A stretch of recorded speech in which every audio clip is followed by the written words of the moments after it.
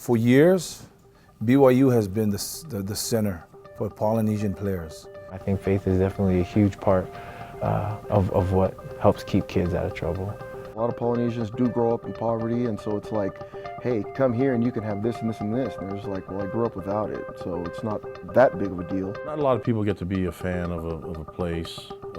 I grew up a BYU fan.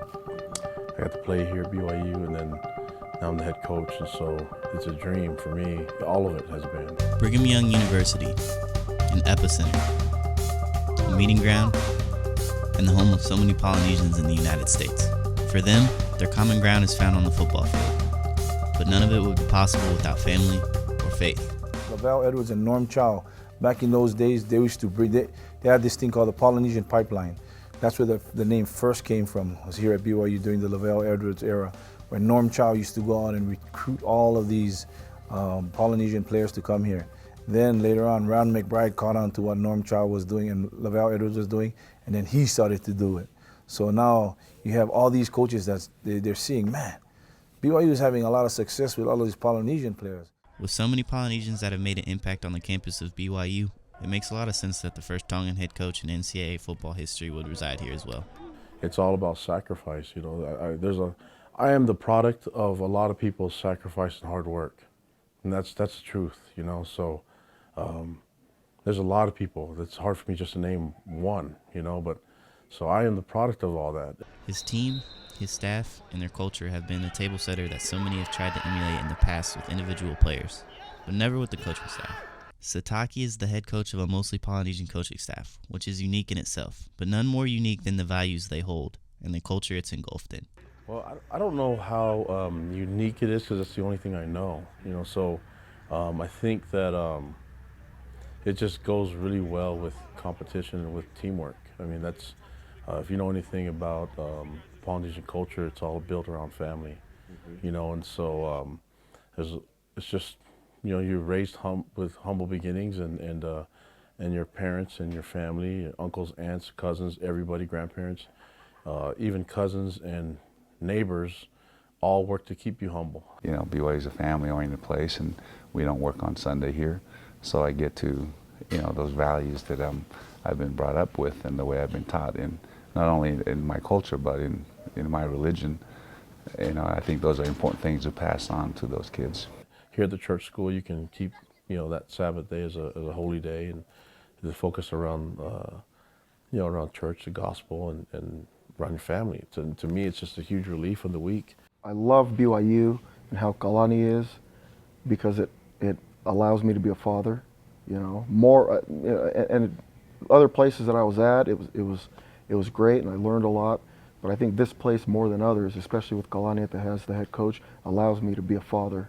It's crazy. Everything's so prioritized with time, where you spent most of your time away from your family to take care of your family, you know, as in work and everything. So that's a day where you can actually flip the script and spend most of your time with your family. And then so just to have one day a week where you can do that, it doesn't seem like a lot, but it makes a big difference. If you come to my house, it's the same at my house. If you go to Reno Mahi's house, it's the same at his house, or Tavita Ofang, or any of the coaches' houses. That's the same way we interact with each other and how we act with their family as well.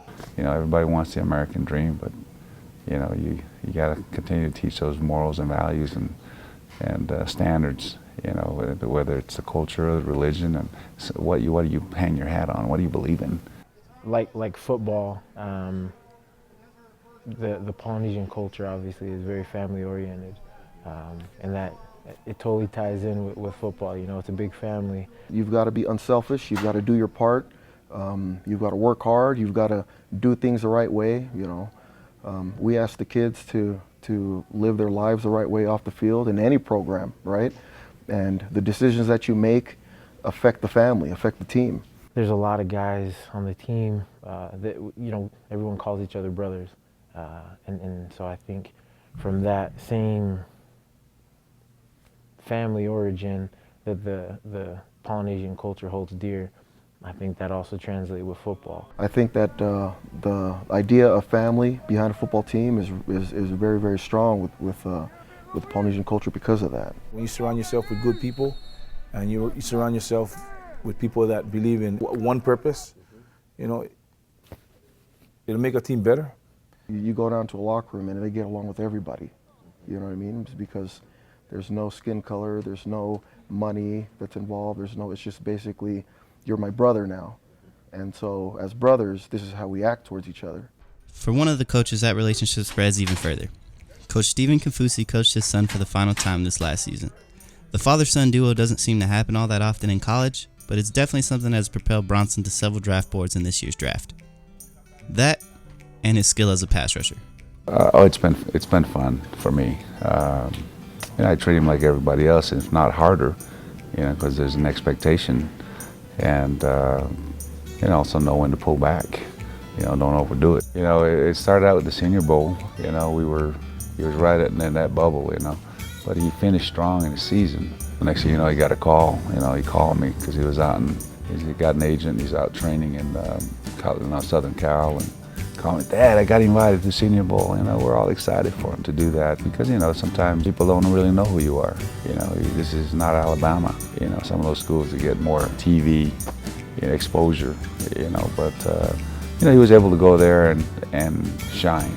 I felt like he did a great job, maybe improving his stock, and, maybe, I had a friend that was down there and called back and said, I heard one that called, who's this guy? Where he was able to turn their heads a little bit and then follow up with this, the combine. I'm glad, he didn't get hurt, right? He performed pretty good all the way around, and I felt, we felt good about it. He's always disappointed, could have ran a better 40, could have had a better vertical because he's done that before, but he's also put a few pounds on, I think he went in and weighed in at 285, so yeah, you're never satisfied, personal, he's got personal goals that he wants to reach, but overall, at the end of the day, hey, you just be grateful, turn out the way it is, and you've done your part. We have pro day tomorrow, so it'll be interesting to see, what kind of drills he'll be involved in.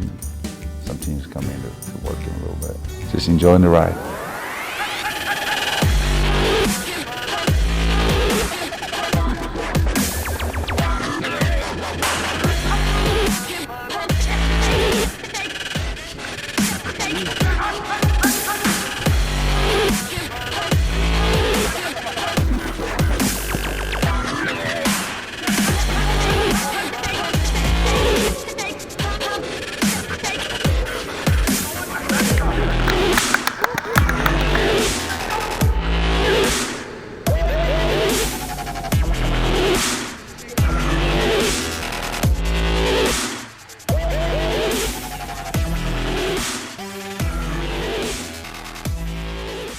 You coach his kids and try to help them understand, what effort is all about, fighting through pain, when you're hurting, when you're losing, you throw the towel in. I mean, there's a lot of things that you try to teach kids, to stay even keeled, to have poise at moments of chaos, or, those are all things that need to be taught. And I think everybody does those things, and, you just enjoy the moment I have with them and know how far you're going, and I mean, that doesn't happen often, yeah, and I always tell them, thanks for making me look good.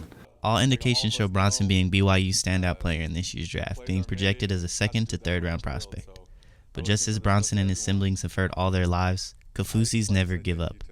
And just like that simple saying, it all stems from faith. For me, if you were to ask me that question personally, Polynesian people or island people are God-fearing people.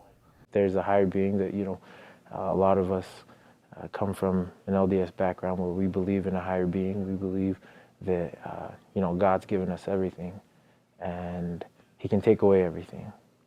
Choosing between God and choosing between family and your work or whatever it is, everything else is secondary. It doesn't matter.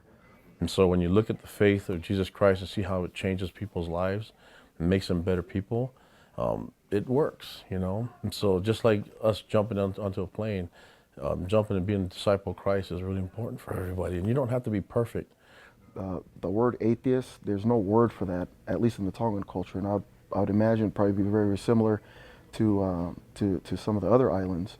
It's just everybody believes in a higher being. I love it when people have something that is solid in them that they can go to, and that's faith is something that you have. I mean, if you look around, faith controls the world. It does. You know, you have to have faith on that things will work out. My mom would tell me, Harvey, you know where your talents come from, right? And as a young kid, you hear it every day, so then you kind of like, yeah, I know. I hear you every day, Mom. I get it.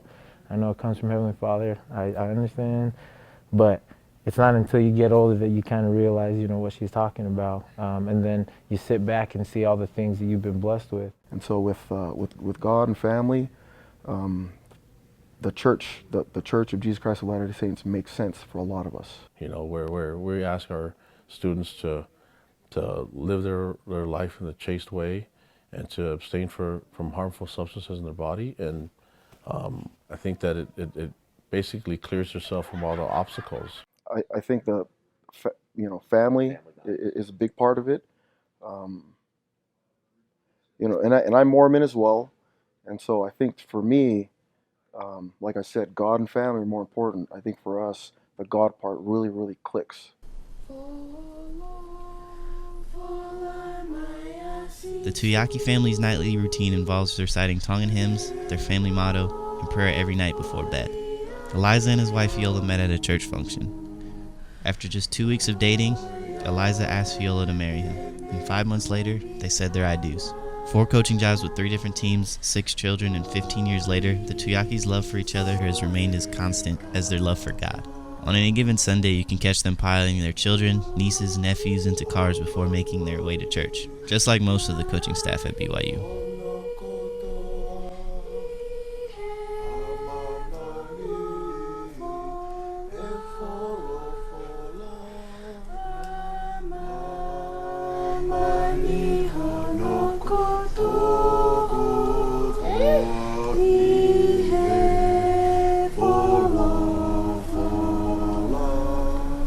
Okay, don't do it.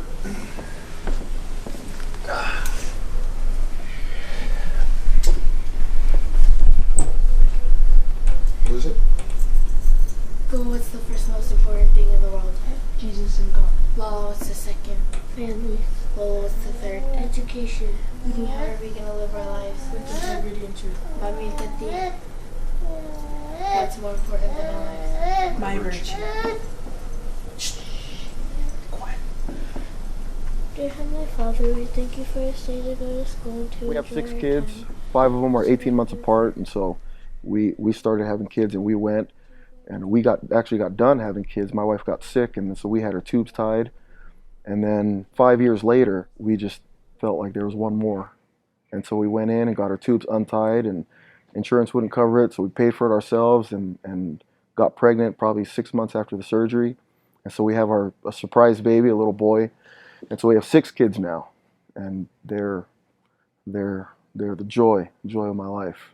I think that everything's built around our gospel in the church and Church of Jesus Christ of Latter-day Saints, and the fact that we have faith in our Savior, and that we believe in God, and we know that helps govern our lives, you know. But it helps motivate a lot of other things too. If you look at the life of Jesus Christ Himself, is about service and about helping others, and that's our job. You know, we want to make sure that we can try to follow in His footsteps and be a light to others, but at the same time give Him a lot of respect and understand that the concept of the gospel of Jesus Christ is what helps us along the way.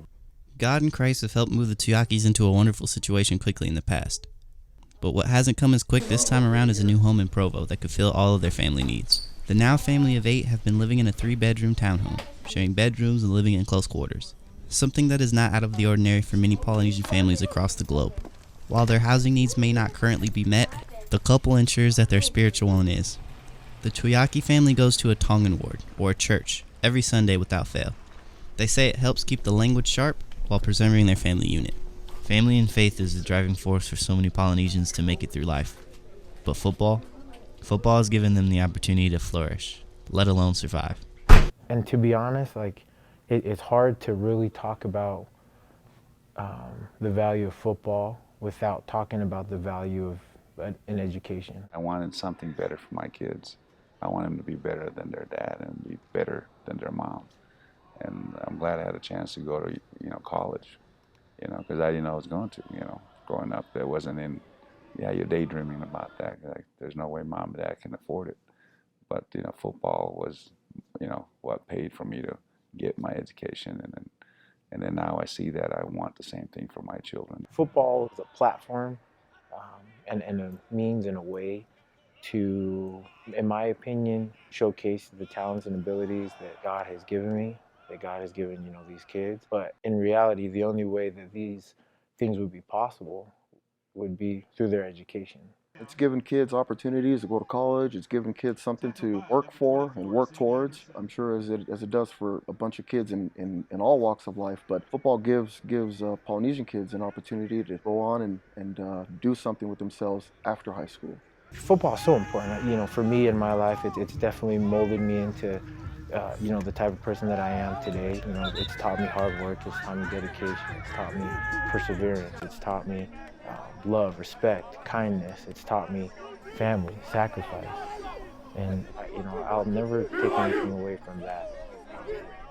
But I would never, ever know any of that without my education. Football is the vehicle to getting out, Actually, football is the key to turning on the vehicle to getting them out of Hawaii and trying to get their education or getting educated in the world.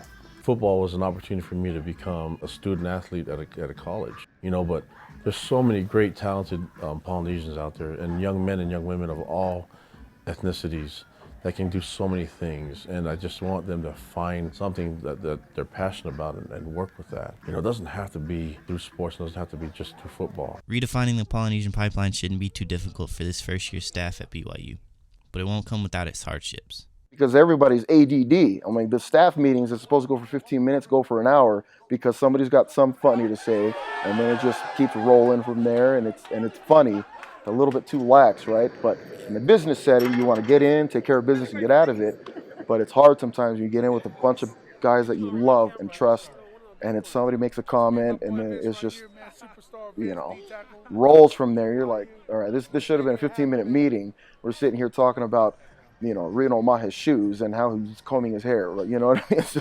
the ADD kicks in and everybody's making comments and jokes. Let's just say it won't be for the lack of trying.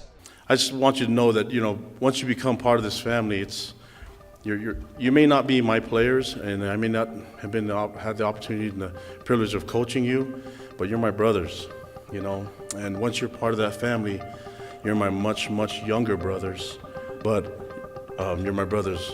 And so you'll always have a family here. The door will always be open for you. So how do you keep that door open for the pipeline to exist? You make sure it's focused on family, faith, and football.